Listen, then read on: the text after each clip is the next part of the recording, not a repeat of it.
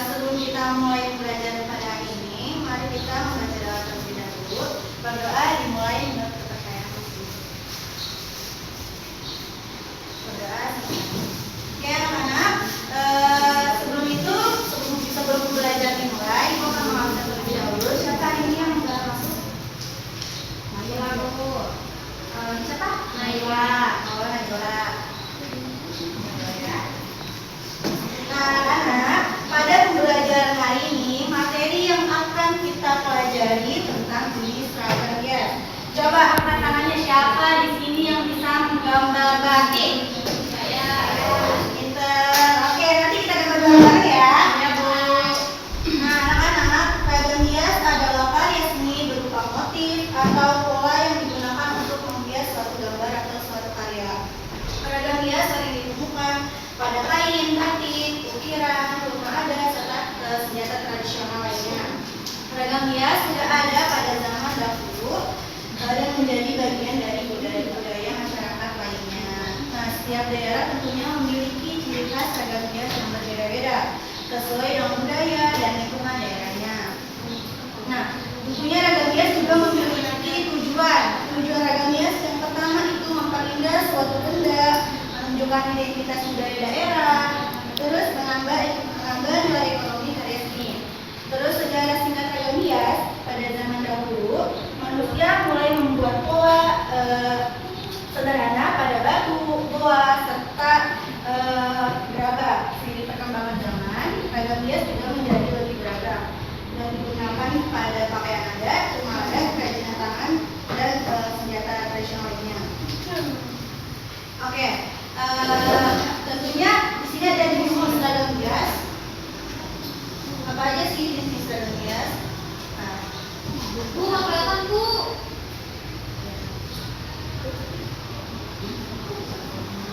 Kalau pengertian seragam hias, secara etimologis seragam hias berasal dari bahasa Yunani yang artinya ornat, yang berarti hiasan atau menghias karya seni yang dibuat dengan tujuan mengisi kekosongan permukaan.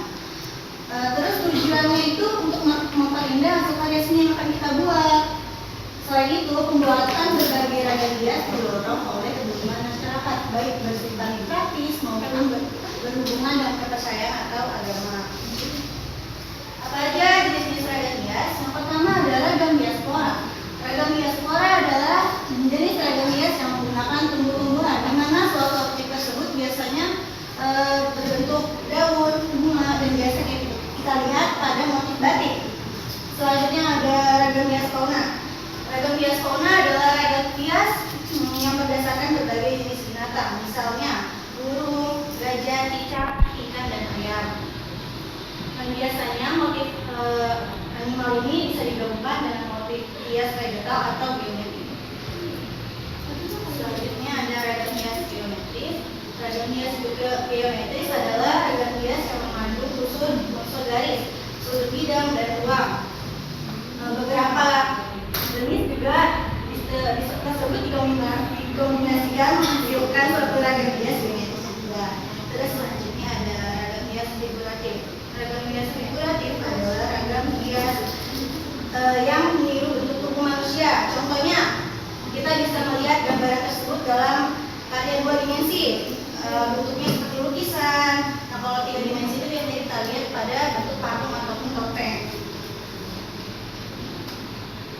Nah, bisa dilihat di sini anak-anak contoh dari ragam hias. Ini contohnya seperti ini gambarannya. Dapat dibuat secara manual maupun stilasi dan mudah ditemui biasanya pada membuat 3 tampilan kain sulam. Selanjutnya ada motif ragam hias fauna. Nah, motif ragam hias fauna biasanya menggunakan metode stilasi atau gubahan, di mana desain yang digunakan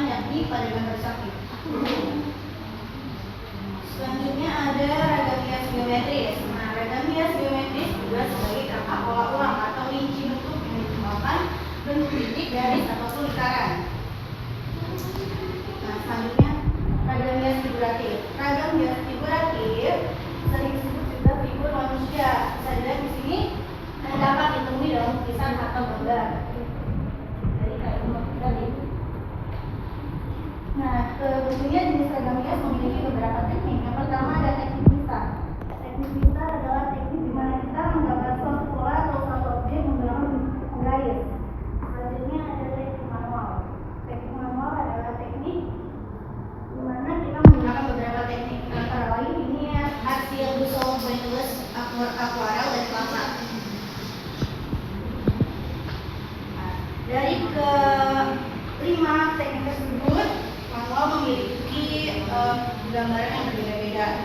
Pertama ada teknik menggambar atau linear, yaitu teknik yang melukis objek utama menggunakan unsur garis. Nah, selanjutnya ada teknik arsir. Teknik arsir adalah teknik menggambar literat, contohnya seperti ini. Bisa kita lihat kayak gini ya anak-anak. Biasanya kita gambar seperti itu dia tanpa warna, dia berupa 3 dimensi. Selanjutnya ada busol. Busol itu dengan cara menggosokkan goresan pensil warna menggunakan tisu. Contohnya kalian menggambar bagian warna ini, tapi kalian nggak mau gambar tersebut terlihat lebih tebal warnanya, kalian bisa mengambil tisu dan digosok-gosokkan biar warna tersebut tidak terlalu tebal dan bisa dijadikan referensi pada gambar tersebut. Selanjutnya ada pointillis. Pointillis adalah susunan titik kecil untuk membentuk suatu gambar.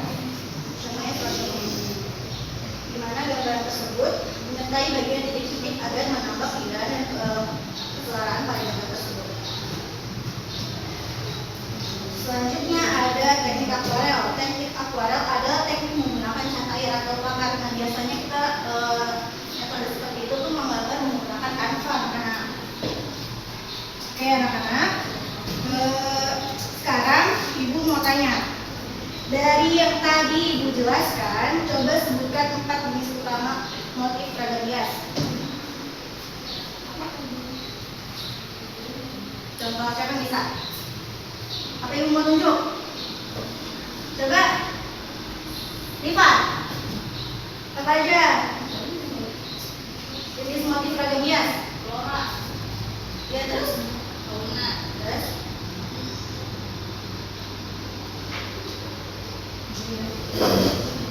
geometri, Ya terus?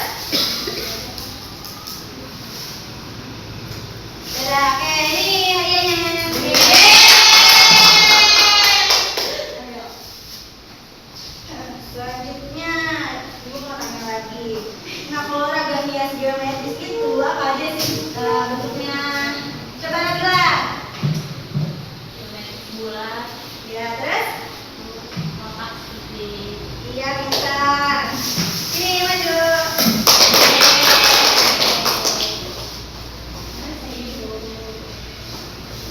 Selanjutnya yang terakhir.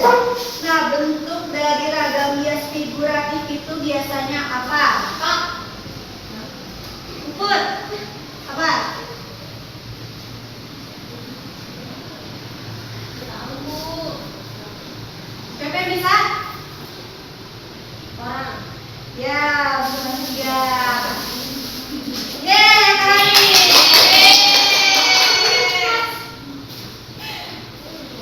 Bisa. Ya, anak. Terus kita lanjut lagi materinya. Jenis ragam hias memiliki beberapa fungsi. Apa aja sih fungsinya? Fungsi yang pertama itu untuk memberikan nilai tambah estetika pada benda atau gambaran yang akan kita buat. Terus yang kedua berfungsi untuk memperindah, juga memiliki makna tertentu dari gambaran yang akan kita gambar. Terus fungsinya juga untuk konstruktif sebagai penghias, di mana ragam hias juga membantu mendukung atau memperkuat bentuk dasar sebuah benda maupun bangunan. Terus fungsi finansial. Fungsi finansial adalah fungsi di mana produk kerajinan atau tekstil dapat memberikan nilai tambahan atau ekonomis sehingga meningkatkan daya tarik dari yang penjual.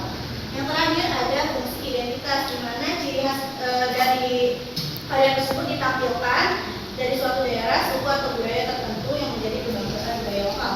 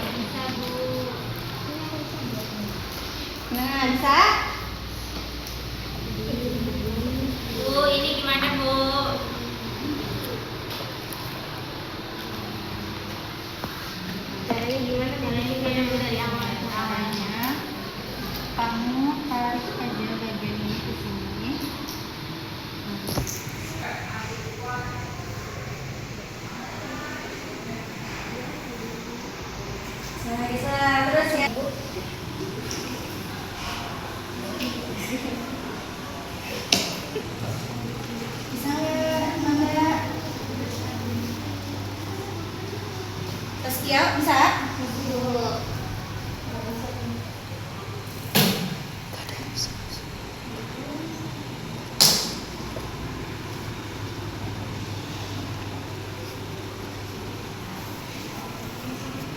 Bagus kan Bu? Iya bagus banget. Pinter deh kamu.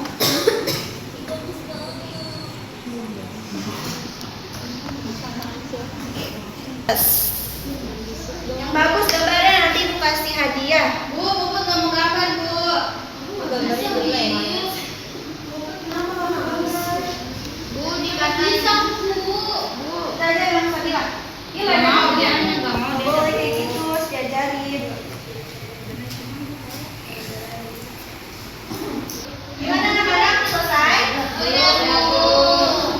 Udah? Udah. Oke. Belum. Belum. Yaudah yang udah bisa dikumpulin. Ini belum. Ibu susah banget. Ibu kok ini banyak banget Bu. Banyak banget Bu. Udah Bu. Gambar saya ditanya lagi Bu.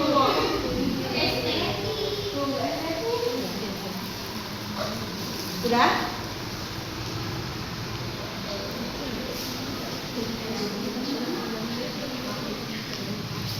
Ih, Nabila gantian kan Mas kamu terus. Iya, ganti, nggak boleh Iya, masuk. belum. Udah anak-anak jangan ya. Ada beda. Iya, Mau ngerjain. ganti-gantian nanti ya, setengah-setengah belinya.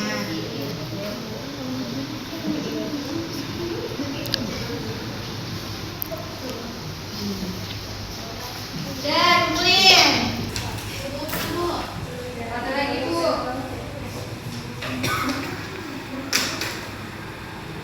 Nah, bisa. Udah? Ibu udah Bu. Lagi Bu, lagi Bu. Kamu lama banget Bu. Udah.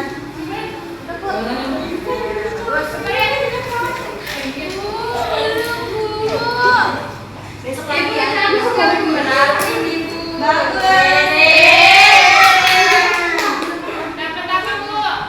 Dapat hadiah, gambarnya bagus. Sini baju. Lipat. Siapa itu? Iya, udah Mas Sesi. Ada. Baik, kalau nggak ada pertanyaan, Ibu cukupkan pembelajaran pada hari ini. Semoga apa yang Ibu ajarkan bisa bermanfaat bagi kalian semua. Sampai jumpa di pertemuan selanjutnya. Wassalamualaikum warahmatullahi wabarakatuh. Waalaikumsalam.